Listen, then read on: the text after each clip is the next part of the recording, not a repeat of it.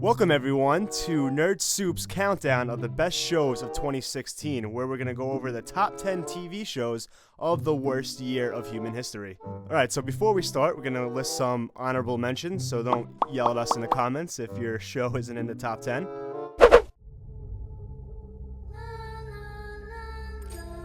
One batch. Two batch.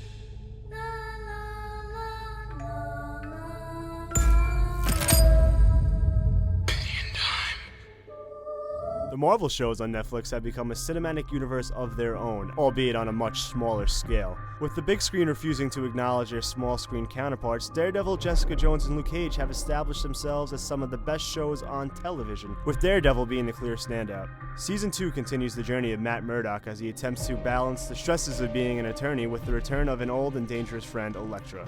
Season 2 also saw the introduction of everyone's favorite anti-hero, the Punisher, whose take on vigilante justice is in complete contrast to Daredevil himself. I love the way they incorporate these characters into the Marvel universe in such a dark, gritty way. Yeah, I mean, the television universe is so much darker than the film universe. You see things on the television universe that you would never see in the movies. They would never. For this season, I think one of the highlights was the Punisher fight in the jail. Just the blood, the way he's killing people, and overall, the Punisher was such a great addition to the Marvel universe. Yeah, he's one of the best anti-heroes, I think, in all of comics. Yeah, he's such a complex character. You're on his side, you're against him. It's always great with the Punisher. That staircase scene was absolutely amazing. They have one of those in every season. It was the hallway scene, season 1, and I think they did that and put it on steroids for the staircase scene. Do you think that was the best fighting scene in the history of comic book movies? Comic book adaptations? It's definitely up there. It was amazing. Yeah. Okay. No, you've convinced me. There was no way Pablo Escobar was getting out of this one. Right? Con su permiso. The story of Pablo Escobar has fascinated everyday people since his rise to power, and his subsequent death only added more to the legend of Colombia's most prominent and notorious drug trafficker. The life and times of an infamous celebrity criminal like Escobar are always glorified by Hollywood. For decades, stories have been told, real and fictional, about the men and women behind the scenes of organized crime. But in Narcos, we are treated to the men and women who bring down those ruthless and ingenious drug lords. It's a story that most of us are familiar with. There are no spoilers on its ending. We all know that Pablo Escobar dies, but the dangerous and at times horrifying path to capturing Escobar is fascinating. You really loved season 1 of Narcos. What did you think of season 2? Listen, season 1 was great. Season 2 was even better, but I really have to pee right now, so I'm going to tag in Stu to do this section. You didn't see Narcos, have I you? did not see Narcos season 2. Wow. That's pretty It's cool. the first time for everything. Oh, man. All right, now that we got that liability off, what did you think of season 2 of Narcos? I enjoyed it. Well, season 2 was continuing the journey of Pablo Escobar, which I think they did very well in season 1, and they continued to in season 2. I think Wagner Moura did a great job as Pablo Escobar, portraying him. That's his name? Yeah, it's the actor's name. I didn't know his name. Yeah. Boyd Holbrook as Murphy, Pedro Pascal as Pena. I think they all three of them really had a very strong performance in this season. What was the dude with the blonde hair's name again? Murphy. Murphy. I agree.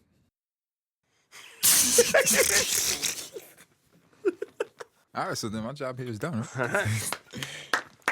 Thanks for having me. Oh, shit. What up, Teddy? I didn't know you was up here. Oh, they blasted you off, too? I don't know. Same Yeah, here. like 2 years ago.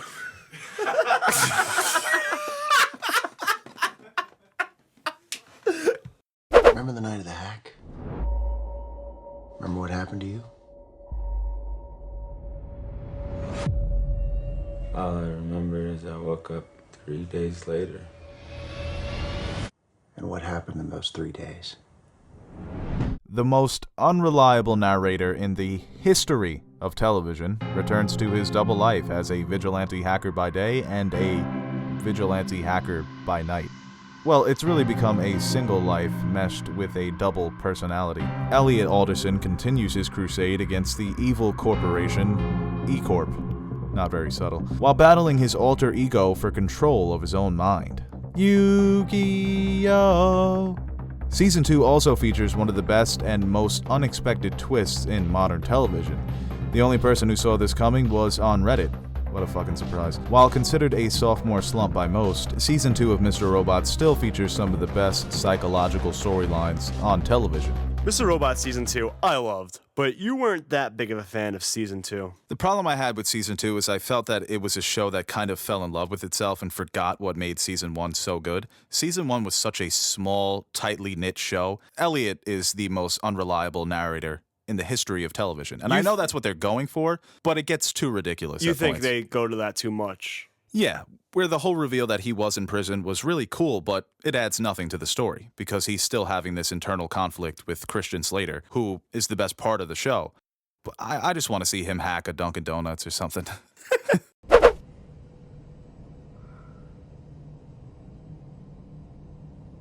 That's right. We don't submit to terror.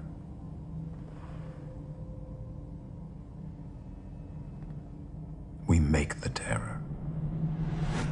Personally, I've never been more conflicted over the success of one single character. Even when watching Breaking Bad, I always wanted Walter White to win. But with Frank Underwood, I'm always on the fence. One scene I'm rooting for him to win, the next I want him to fail miserably, and that's the genius of the show.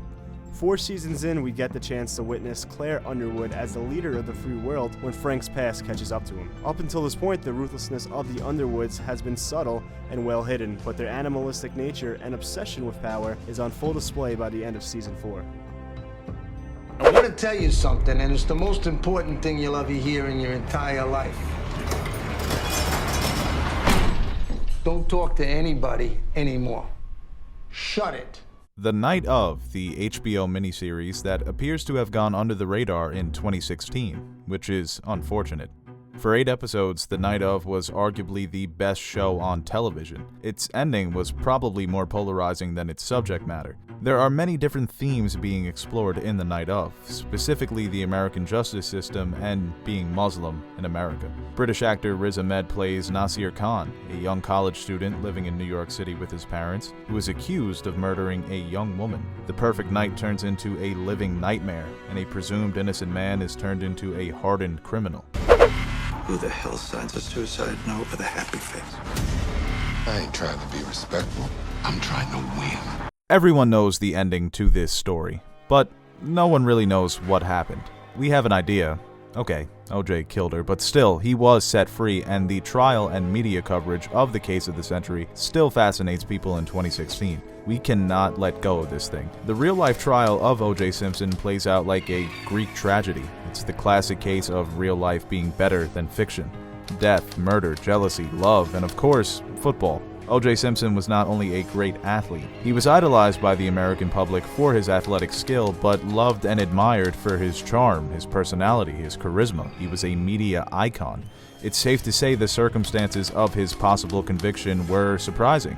The individuals involved in the case are like classic literary characters, individually crafted with their own unique characteristics and motivations, all revolving around the death of an attractive young blonde woman, Nicole Brown Simpson, wife to the Hall of Fame running back. Seriously, this shit writes itself. It's not a star-studded cast, it's kind of guys that are past their prime. I'll tell you what though, Cuba Gooding Jr., not the best. David Schwimmer wasn't the best either. Juice. I've been doing the right thing for all these years now, and where has it gotten me? Nowhere. Better Call Saul has all the dramatic characteristics that any fan would want from a Breaking Bad spin-off. Fun characters, engaging storylines, great drama, and a complex lead character. Saul Goodman as a lead character shouldn't work, but it does. Credit where credit is due, Vince Gilligan and Peter Gould have turned a one-note comic relief supporting character into a complex, morally ambiguous anti-hero who is on the verge of becoming a full-blown criminal lawyer. Bob Odenkirk proved his talents as an actor in Breaking Bad, but now he has shown his ability to play a leading man. One could can make the argument that the Mike storyline was far more interesting than the story of brotherly love between Jimmy and Chuck McGill. Jonathan Banks as Mike Ehrmantraut could have anchored the show by himself. Before becoming Gus Fring's second-in-command, Mike reluctantly resumes his life as a criminal and is thrown into a fight for his life with the Mexican cartel. What? You said 99 out of 100. What about the other time? The one!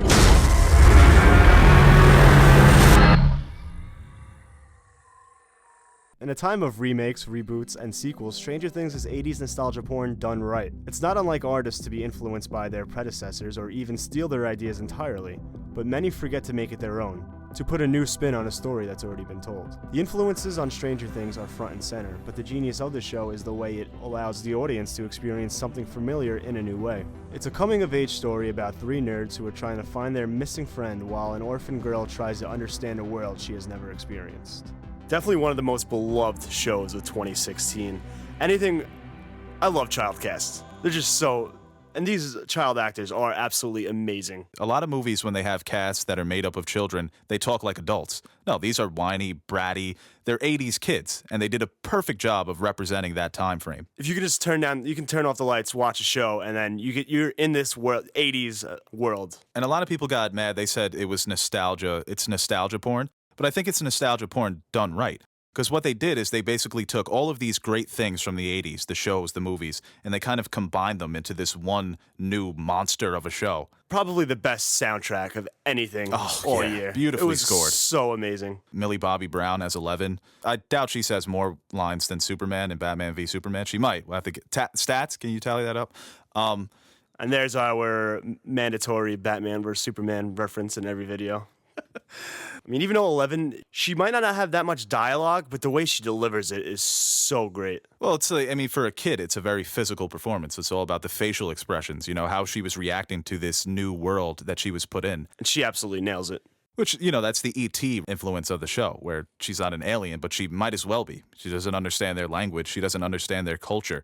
And that was so fun to watch. What I also think gets underrated about the show is the subtlety. There's a lot of tension in the scenes. It's very unsettling.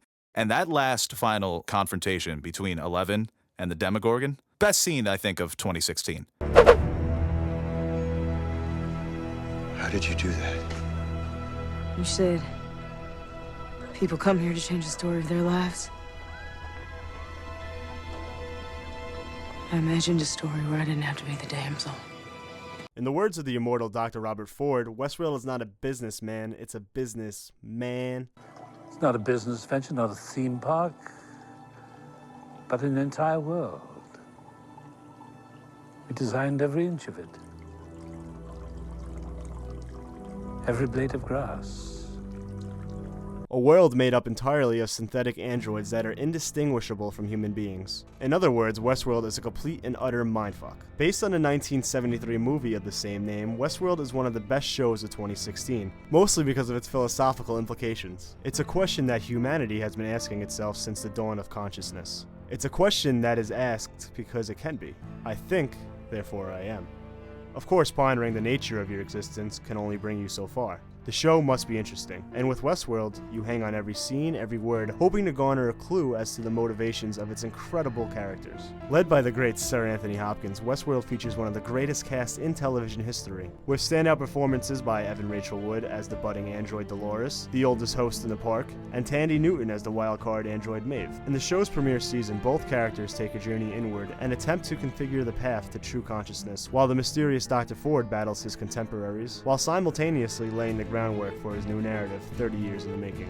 I mean, on our list, it's subjective. It's not number one. It's not the best show of 2016, but it's definitely the smartest show of the this year. could easily be 1B, but... Yes. It was a coin flip. I mean, they're dealing with familiar themes. How many times have we seen in science fiction artificial intelligence? But the way they do it has never been seen before. Because they're really asking you the question, similar to Blade Runner. What does it mean to be human? What does it mean to be conscious, to be sentient? Do you have rights as a human being if you're a robot? But we won't get into that. We should just and for Westworld, and just put a link to our other videos. With this show, we've already talked about most of this stuff. We've got about 4 hours of videos on this. Very, very good. this is the best cast of 2016. The casting was incredible for this show. I think Anthony Hopkins had the best performance in any TV show of 2016. Any movie, anything on film, Anthony Hopkins gave the best performance. Unless you're the Golden Globes.